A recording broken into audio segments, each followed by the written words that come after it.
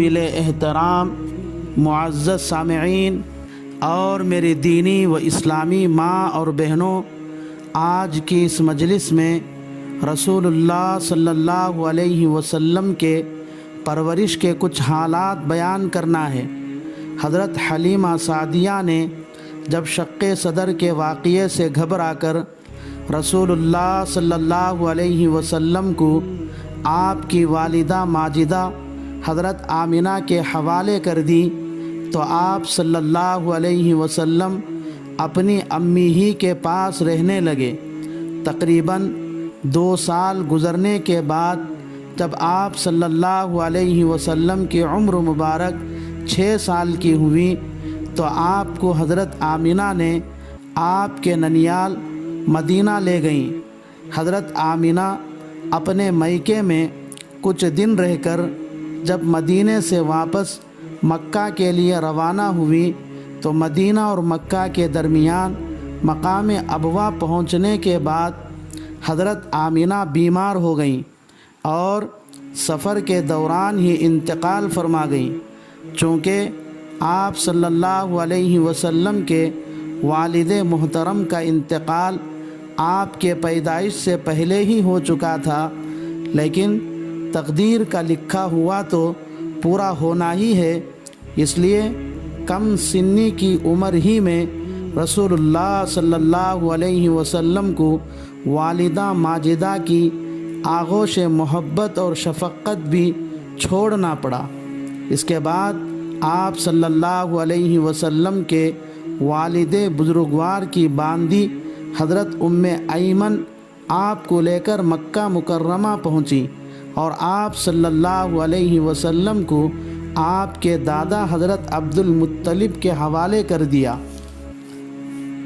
یہاں ایک طالب علمانہ سوال ہے، وہ یہ ہے کہ رسول اللہ صلی اللہ علیہ وسلم تو حبیب اللہ ہیں، پھر بھی اللہ نے اپنے حبیب کے ماں اور باپ دونوں کو اپنے پاس بلا کر رسول اللہ صلی اللہ علیہ وسلم کو بچپن ہی میں یتیم کیوں کر دیا؟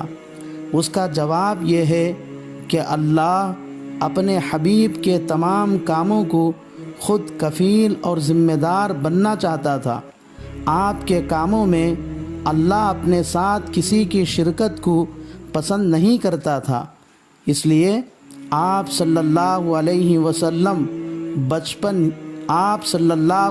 وسلم کو بچپن ہی میں یتیم کر دیا۔ لیکن اس کے بعد اللہ نے آپ کو کیسے اپنے رحمت میں چھپا لیا؟ نبی بلکہ تمام نبیوں کے سردار بنا دیا۔ بہرحال رسول اللہ صلی اللہ علیہ وسلم اپنی والدہ ماجدہ کے انتقال کے بعد اپنے دادا حضرت عبد المطلب کی کفالت میں تھے۔ ایک مرتبہ رسول اللہ صلی اللہ علیہ وسلم کے آنکھوں میں درد ہوا۔ حضرت عبد المطلب نے بہت کچھ علاج کروایا مگر کوئی فائدہ نہیں ہوا۔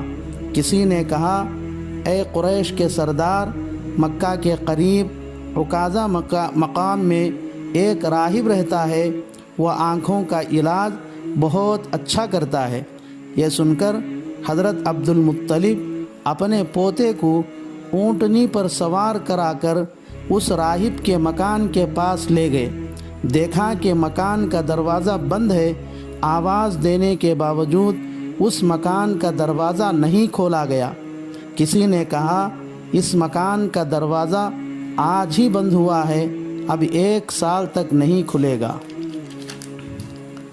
یہ سن کر حضرت عبد المطلب مایوس ہو کر واپس ہونے لگے۔ اتنے میں اس راہب کے مکان میں زلزلہ آ گیا، قریب تھا کہ وہ مکان گر جاتا۔ فوراً وہ راہب مکان سے گھبرا کر باہر آیا اور حیرت سے چاروں طرف دیکھتا اور کہتا تھا کہ آج یہاں کون آیا ہے جس کی تعظیم کے لیے میرا مکان سجدہ کرتا ہے اور اس کی زیارت کی خوشی میں میرا مکان جھومتا ہے اور اس کے خوف سے لرز رہا ہے۔ جب رسول اللہ صلی اللہ علیہ وسلم پر اس راہب کی نگاہ پڑی تو بول اٹھا، عبد المطلب تم اس بچے کے مقام اور مرتبے کو جانتے بھی ہو کہ یہ کون ہیں؟